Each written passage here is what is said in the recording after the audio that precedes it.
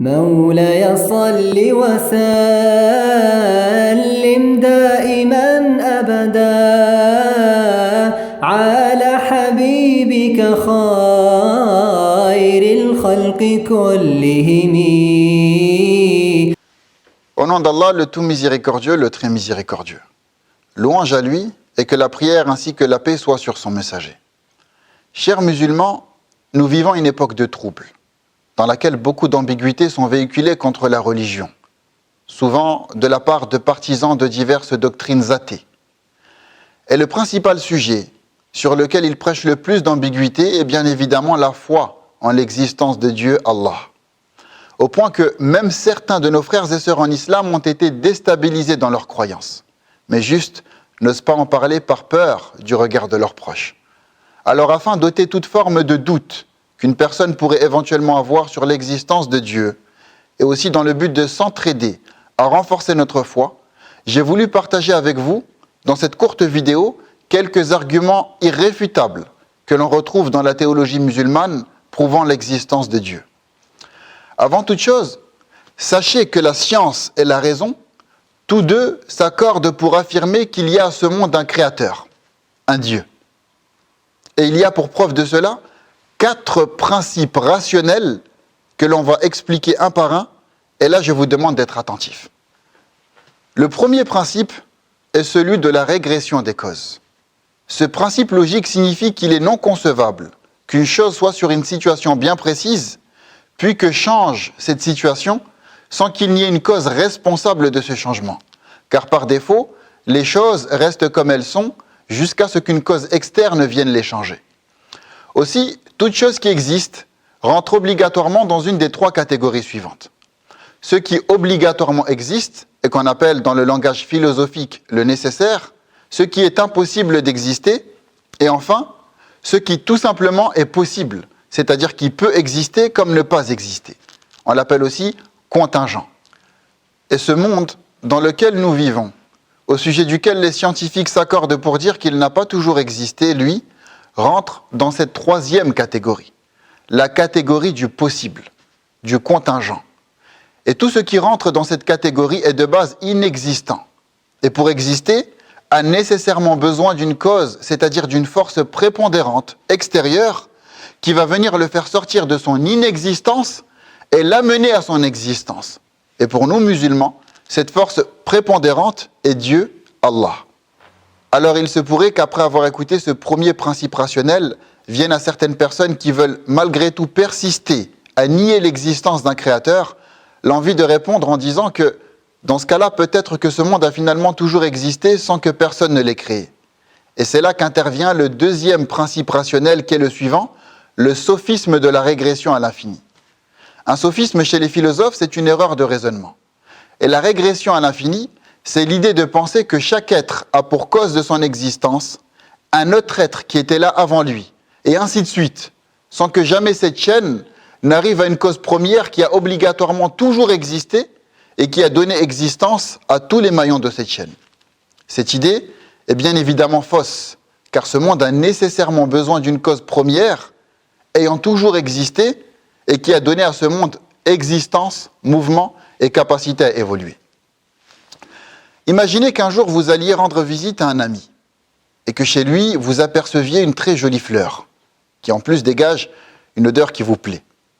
Et qu'après lui avoir demandé d'où vient cette jolie fleur, il vous répond que ce n'est qu'une partie d'une branche que son voisin a coupée d'une de ses propres fleurs, puis la lui a offert en cadeau.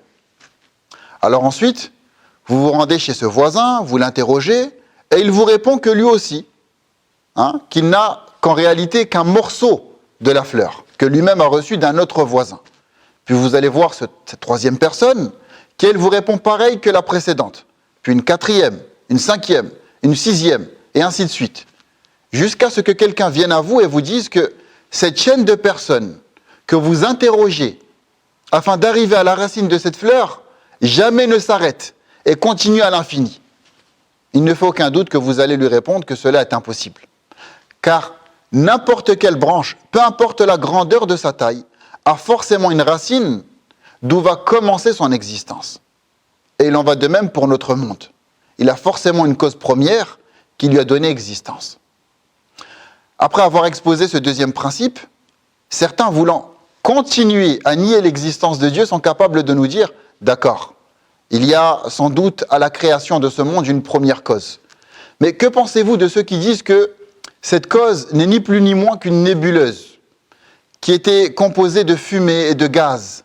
Ensuite, de cette nébuleuse a émergé les premiers éléments nécessaires à la vie, comme l'hydrogène, le carbone et l'oxygène, ce qui est l'origine des premiers composés organiques, qui après des millions d'années ont évolué pour devenir les premiers êtres vivants de ce monde. Et c'est à ce genre d'interrogation que vient répondre notre troisième argument rationnel, le sophisme du raisonnement circulaire. Un raisonnement circulaire, c'est le fait de commencer un argument par ce avec quoi il termine. C'est comme dire par exemple que l'œuf vient de la poule parce que la poule vient de l'œuf. Ce raisonnement est unanimement reconnu comme étant un raisonnement erroné parce qu'il est une impasse. L'un ne peut pas interminablement venir de l'autre. Il faut bien qu'à un moment, ça s'arrête et qu'une force extérieure ait fait apparaître soit la poule ou soit l'œuf.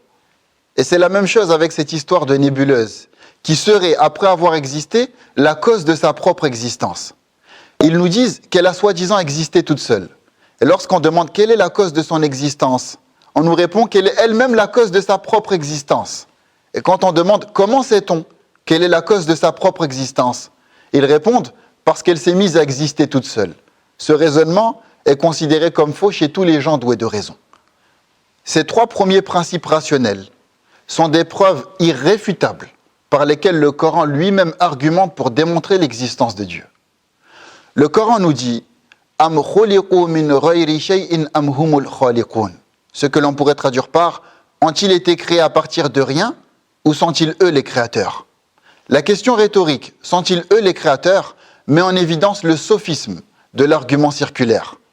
Sont-ils eux les créateurs qui se sont eux-mêmes créés et qui sont devenus, après avoir existé, la cause de leur propre existence?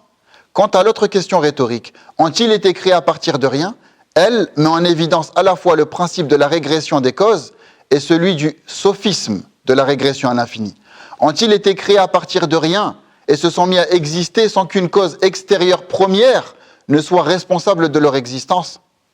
Enfin, le quatrième principe rationnel prouvant l'existence de Dieu est le fait que ce monde est une cause finale. Imaginez que vous marchiez vers un grand aéroport, les deux mains pleines de bagages, et que lorsque vous vous approchiez de la porte vitrée, que vous voyez au loin fermée, voilà qu'à votre grande surprise, les deux vitres la composant se mettent à s'ouvrir toutes seules.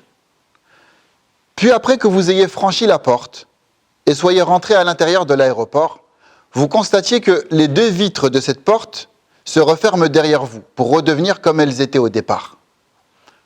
Et là, vous, ébahi par ce qui vient de se produire, vous décidez de vous arrêter et de poser vos bagages pour pouvoir avec plus d'attention observer le fonctionnement de cette porte. Quand tout à coup, elle se met une nouvelle fois à s'ouvrir afin de permettre à une autre personne de rentrer. Vous essayez alors de comprendre ce phénomène qui se reproduit encore et encore à chaque fois qu'une personne s'approche de la porte pour rentrer dans cet aéroport. Après quoi, vous vous mettez à analyser le système de fonctionnement de cette porte. Et vous remarquez qu'en dessous d'elle, il y a un petit appareil électronique qui s'active à chaque fois qu'une personne s'en approche pour que la porte s'ouvre. Vous allez là comprendre instantanément qu'il y a à cet appareil une cause finale, qui est le fait de faciliter l'entrée à l'aéroport aux voyageurs qui ne peuvent s'aider de leurs mains pour ouvrir la porte, étant donné qu'elles sont généralement trop occupées à porter les bagages. Et comme cette cause finale ne peut avoir été pensée par la porte elle-même, qui n'est qu'un simple objet inanimé, incapable de raisonner, vous conclurez obligatoirement qu'elle est l'œuvre d'un auteur. Car toute chose composée d'éléments différents, assemblés dans le but d'être une œuvre, ayant une cause finale, a forcément un auteur. Et c'est ce qui est le cas pour ce monde dont nous faisons partie, où tout a été créé minutieusement pour avoir une cause finale. Prenez par exemple notre planète, la Terre. Celle-ci est dotée d'un poids précis, qui lui procure une force de gravité parfaite pour que puisse y vivre l'être humain. Au point que les scientifiques disent que si la Terre était ne serait-ce qu'un peu plus lourde, sa force de gravité serait plus forte. Et par conséquent, l'être humain ne pourrait se déplacer sur elle correctement. Et vice-versa. Si elle était ne serait-ce qu'un peu plus légère, sa force de gravité serait plus faible et l'être humain ne pourrait pas s'y établir. Cela nous montre clairement que la Terre a une cause finale qui est d'être pour l'être humain un lieu sur lequel il peut s'établir en toute facilité. Il en va de même par exemple pour nos yeux, dont tout ce qui les compose a pour cause finale de nous permettre de voir correctement. Notre monde entièrement est composé de choses ayant pour cause finale de nous faciliter, nous les êtres humains, à y vivre. Ce qui constitue une preuve irréfutable que ce monde est l'œuvre d'un auteur. Concernant ce principe rationnel, Dieu nous dit dans le Coran « Wa fil ardi ayatun lil muqinin, wa fi anfusikum afala tubsirun » ce qui signifie « Il y a sur cette terre des preuves pour ceux qui y croient avec certitude, ainsi qu'en vous-même, n'observez-vous donc pas ?» Ces 4 principes viennent balayer d'un revers de main toutes les formes de doctrine athée, que ce soit le matérialisme dialectique, le matérialisme historique et autres. Après avoir compris ces principes rationnels, on voit clairement que c'est l'athéisme qui est en opposition avec la raison et la science, et non la foi en Dieu, qui elle est en parfait accord avec la nature innée de l'être humain. La vidéo est terminée, on vous invite vous maintenant à avoir pour principe rationnel de vous abonner à la page YouTube, afin de recevoir les vidéos qui vont sortir prochainement. Qu'Allah vous accorde le succès, que la paix et la miséricorde d'Allah soient sur vous.